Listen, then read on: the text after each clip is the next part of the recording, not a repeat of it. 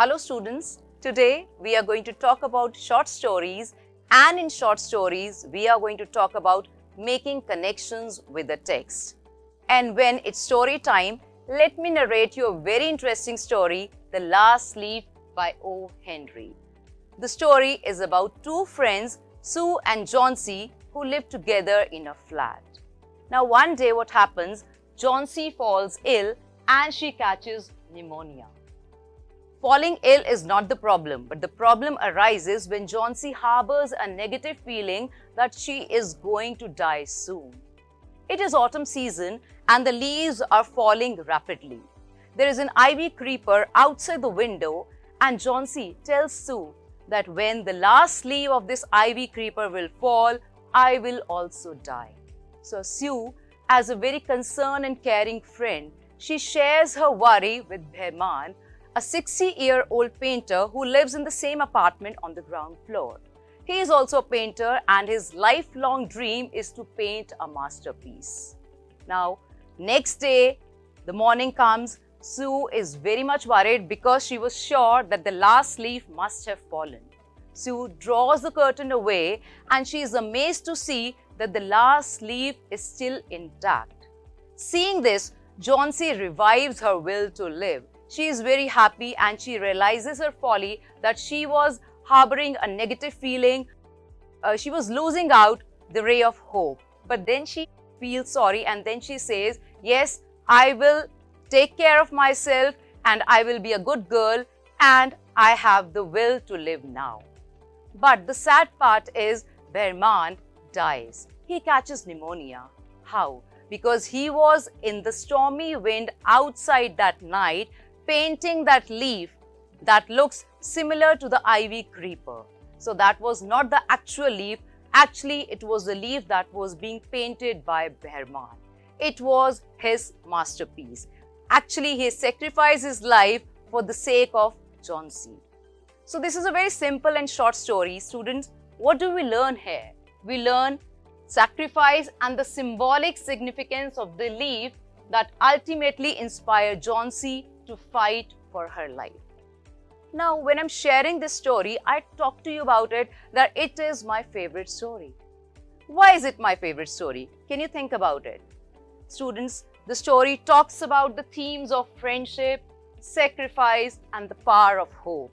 These values are really close to my heart. I cherish these values. Now, how are these values associated with my life? When I think about Sue and Johnsy, I can relate them to my friends as well. I have such caring and concerned friends who can do anything, they can go out of the way to make me happy and make my life better. And when we talk about the other feeling, the other value, that is love and sacrifice, we have seen around the world that many people sacrifice for the sake of others without expecting anything in return. This is the way I made connections with this story, and that is why this is my favorite story. So when we make connections with the text, we are able to understand the events, the characters and the story in a better way. So the key word that I want to harp upon is connection. So when we connect with the text at a deeper level, we are able to understand the story in a much better way. So we are talking about making connections. Making connections while reading helps one make better sense of the characters, events and situations in a text. Students, there are three main ways to make connections with the text, namely text to self connection, text to text connection, and the third one, text to world connection. We'll take up each in detail. Let me talk about text to self connection first. As the title itself suggests, text to self connection. Self means personal experiences. Connections that you make between what you read in a text and your own personal experiences, that is text to self connection. Now, when you read any story, just think about these questions. Has this ever happened to me? Have I ever experienced a similar place like this?